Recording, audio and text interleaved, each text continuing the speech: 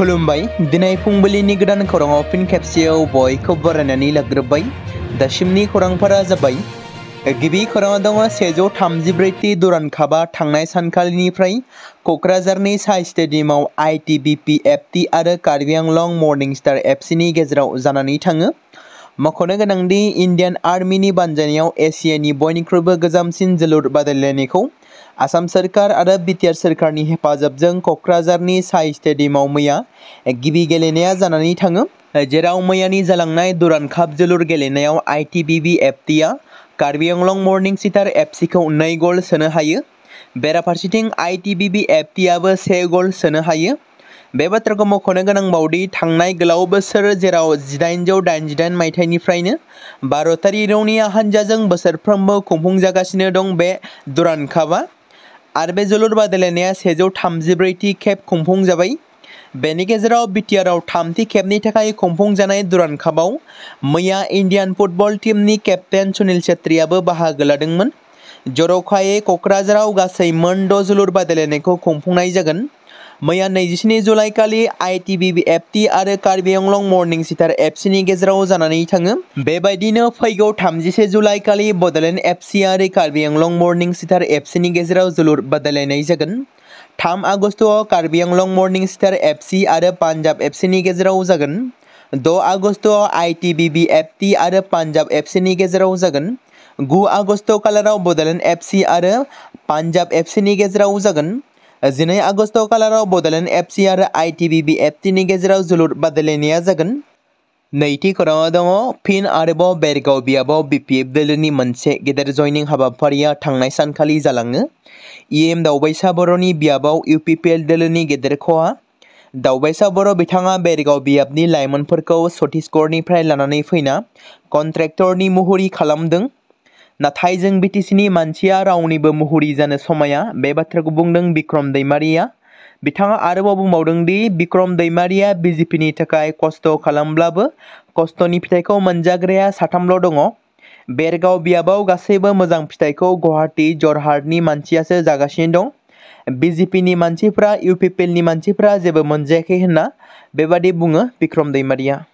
धुबुरीनि MP आरो कंग्रेसनि बारग' मन्त्रि रकिबुल हुसेना रायजोआव सोलिबाय थानाय गोबां बिबांनि होखारनाय एबा एभेक्सन लानाय हाबाफारिखौ लानानै गिबि मन्त्रि डक्टर हिमन्त बिश्व शर्मानि हेंथायै गोख्रों बेरेखा फोरमायदों।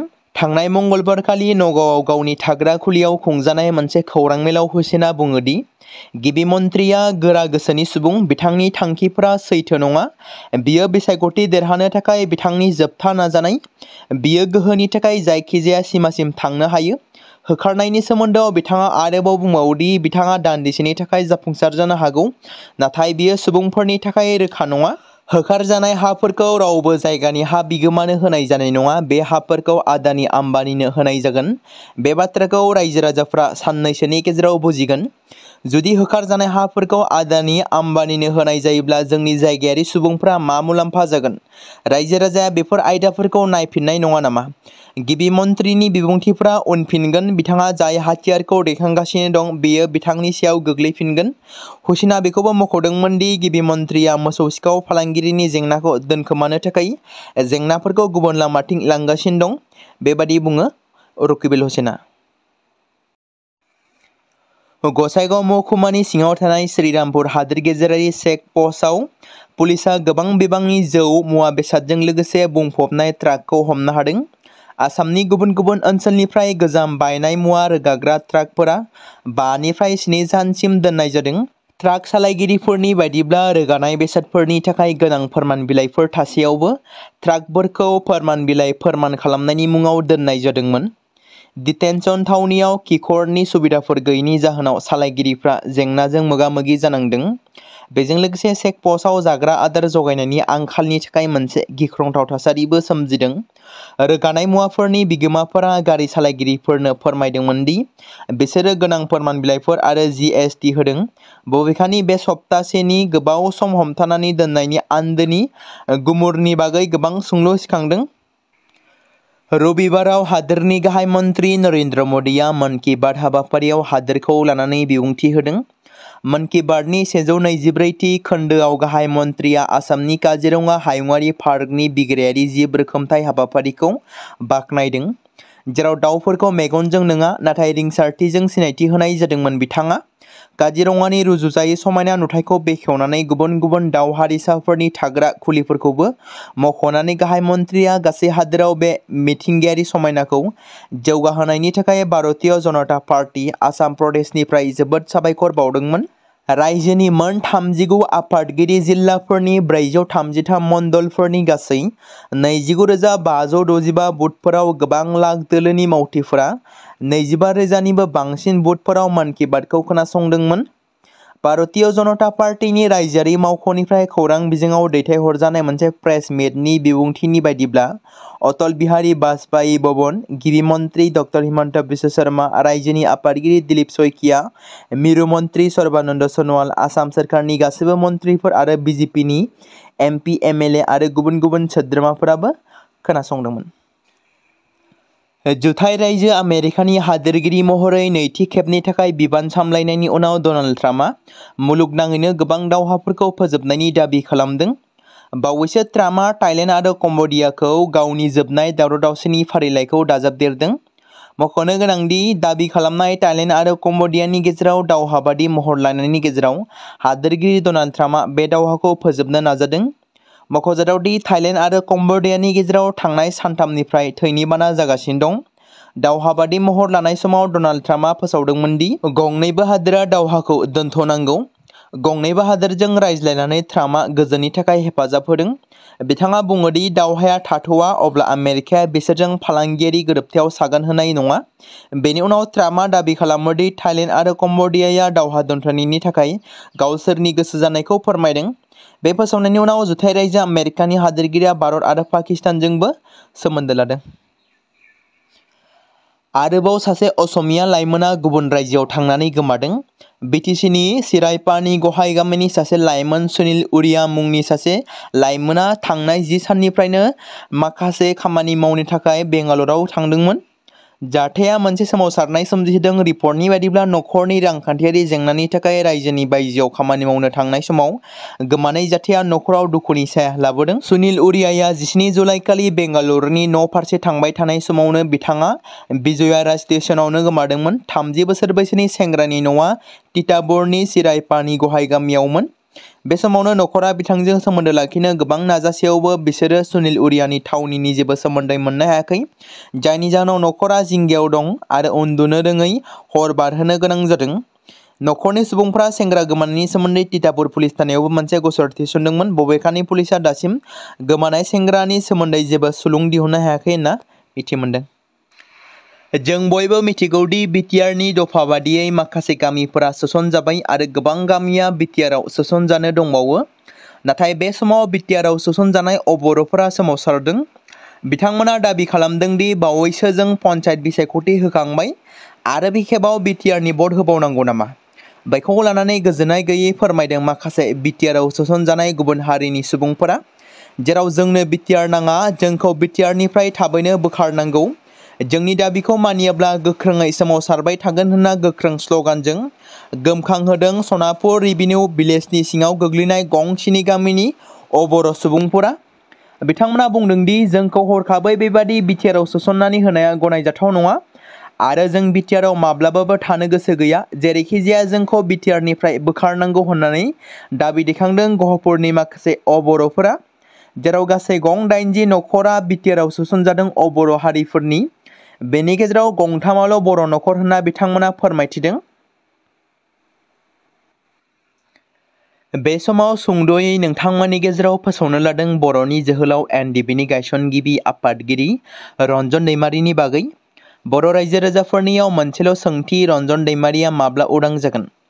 मख'नो गोनांदि गोबां एक्स एनडिबिनि गोख्रों नाजानायनि गेजेरजों, बिटिआर सोरखारनि नाजानायनि गेजेरजों माखासे बारग' एनडिबिफोरा उदां अख्राङाव फैनो हाबाय।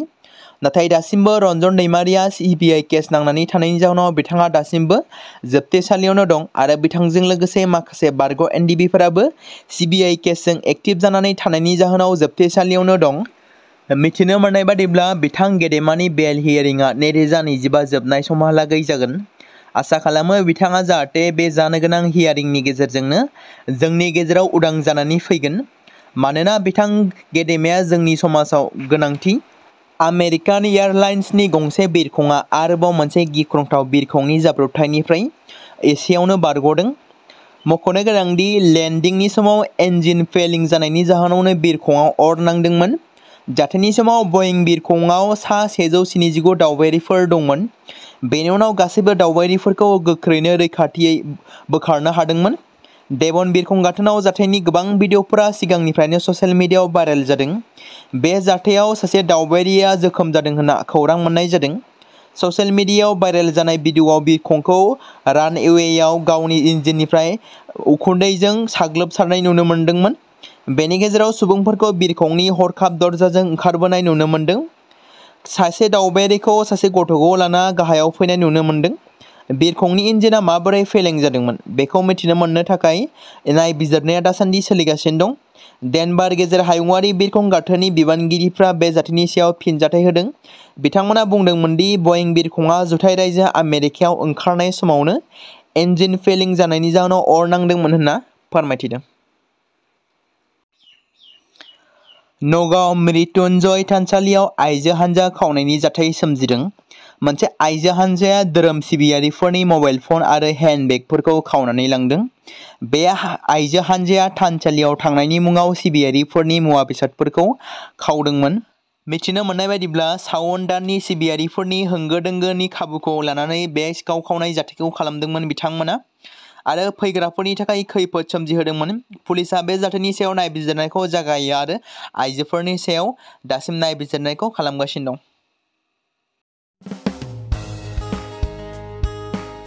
बे समाव मोनसे गोनां फोसावथाय बर' सावथुन नायनानै मोजां मोनग्रा गासै बर' रायजो राजाफोरनि गेजेराव लानानै फैदों मोनसे बर'नि OTT प्लेटफर्म गोनां, जाय प्लेटफर्मनि गेजेरजों नोंथांमोना बर'नि गोदान गोजाम सावथुनफोरखौ नुनो मोनगोन।